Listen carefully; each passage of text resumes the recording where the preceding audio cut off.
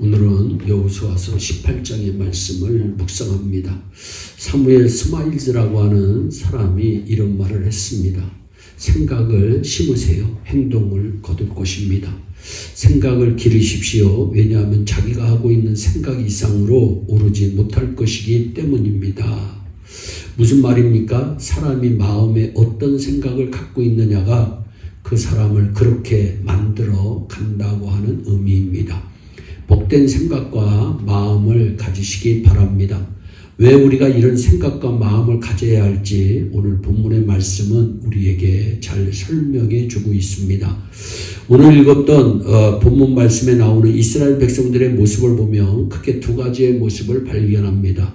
먼저 기업을 분배받지 못한 7지파에 대해서 말씀하고 있습니다. 이스라엘에는 12지파가 있습니다. 그런데 2절에 보면 가나안 땅에 들어와 사는 이스라엘 지파 중 5지파는 벌써 자기들이 원하는 땅을 다 차지했습니다. 그러나 나머지 7지파는 누릴 땅을 차지하지 못하고 있었습니다. 똑같이 애굽에서 나와 광야에서 수많은 어려움을 극복하고 이겨왔는데 다른 지파는 분배받아 잘 먹고 잘 사는데 어떤 지파는 아직도 분배받지 못하여 사니 사는 게 얼마나 답답하고 속상하겠습니까? 우리도 남들은 하는데 나는 못하고 남들은 있는데 나는 없고 남들은 되는데 나는 안 되는 일들 앞에 얼마나 답답하고 속상합니까? 똑같이 예배를 드리는데 어떤 사람들은 은혜 받는가 하면 어떤 사람들은 은혜를 받지 못하는 사람들이 있습니다.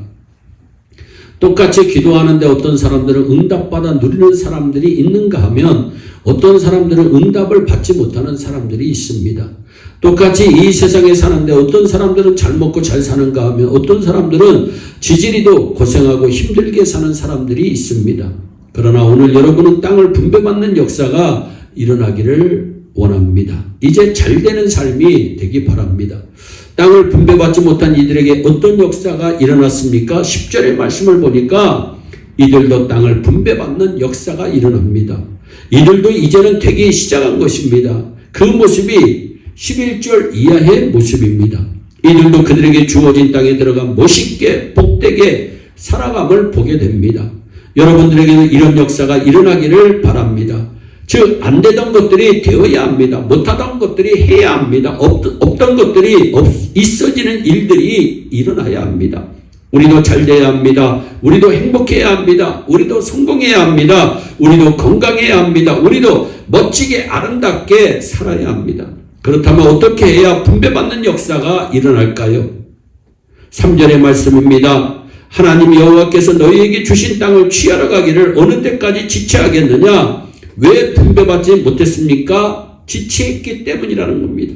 이스라엘 백성들 전체에게 가나안 땅이 주어졌지만 5지파는 지체하지 않았기에 들어갔고 7지파는 하나님께서 주신 땅을 취하는데 지체했다는 겁니다. 그들이 누릴 복이 저 앞에 있음에도 지체하였기에 이들은 들어가지 못합니다. 지체했다는 것은 이들이 안주했다는 겁니다. 이만큼 했으니 됐다는 생각들이 그들의 마음에 자리 잡고 있었기에 그들은 앞으로 더 나아가고자 하는 마음이 일어나지 않았습니다. 이들이 게을렀다는 겁니다. 성경은 부지런하여 게으르지 말고 열심을 품고 주를 섬기라고 말씀합니다. 그래야 그 복이 내 것이 되어 하나님께 영광 올려드리는 삶이 이루어지게 되는 것입니다. 이들이 두려워했다는 겁니다. 혹시 전쟁에 지면 어떻게 하나 하는 불안과 두려움으로 인해 결정을 하지 못하고 있었습니다. 그러니 지체될 수밖에 없습니다. 여러분 성경은 말씀합니다. 여호수아에게 너는 두려워 말고 놀라지 마라. 담대하게 가나안 땅을 들어가라고 주님은 분명히 말씀하셨고 여호수아는 그 말씀을 의지해서 가나안 땅을 얻는데 얼마나 담대하게 나아갔는지 모릅니다. 그 땅을 분배받게 된 비결이 그럼 무엇일까요? 4절에 무엇이라 말씀합니까? 그 땅에 두루다니며 그 기업에 상당하게 그려가지고 내게로 돌아올 것이라 말씀합니다. 축복받는 비결이 있습니다. 축복의 그림을 그리면 됩니다. 행복하기 원하는 사람은 행복의 그림을 그리고 성공하기 원하는 사람은 성공의 그림을 그리고 축복받기 원하는 사람은 축복의 그림을 그리면 됩니다. 어느 분이 이런 말을 했습니다. 당신의 인생은 당신이 생각하고 그린 대로 이루어진다. 자, 그런데 중요한 것은 그림을 그리되 막연하게 그리지 말고 구체적으로 그리라. 4절로부터 8절까지의 말씀을 보면 그냥 막연하게 그림을 그리지 않고 가서 두루 다녀보고 나서 그림을 그리라는 것입니다. 오늘 우리도 하나님께 기도할 때, 또 우리가 인생의 설계를 할 때 막연하게 해서는 안 됩니다. 구체적으로 목적을 가지고 계획을 세워서 하나님께 기도해야 합니다. 그림을 그리고 난 다음에 어떻게 해야 할까요? 그것을 놓고 기도해야 합니다. 그리고 내가 구체적으로 그린 그림이 그대로 될 것을 믿어야 합니다. 그리고 그 그림에 따라 내가 해야 할 일이 무엇인가를 찾아 열심히 해야 합니다. 내가 움직여야 할 부분이라면 움직여야 합니다. 내가 투자해야 할 부분이라면 투자해야 합니다. 내가 찾아 나서야 할 일이라면 찾아 나서야 하는 것입니다. 사랑하는 여러분, 여러분들이 누리기를 원하는 복을 구체적으로 그림을 그리고 믿고 기도하며 전진해 나아가시기를 바랍니다. 그러면 하나님께서 우리가 그린 그림 가운데 놀라운 일들을 행해 주실 줄로 믿습니다. 기도하겠습니다. 사랑의 하나님, 참 감사합니다. 하나님께서 우리에게 주시고자 하시는 복을 지체 없이 하나님 쟁취할 수 있는 복을 우리에게 허락하여 주시옵소서.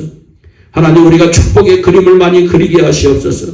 행복의 그림을 많이 그리게 하시옵소서. 내가 그린 그림에 대해서 믿고 전진해 나갈 수 있는 믿음도 허락하여 주시옵시고, 내가 해야 할 부분은 반드시 내가 할 수 있도록 의지력도 허락하여 주시옵소서. 감사하고 예수님의 이름으로 기도하옵나이다. 아멘.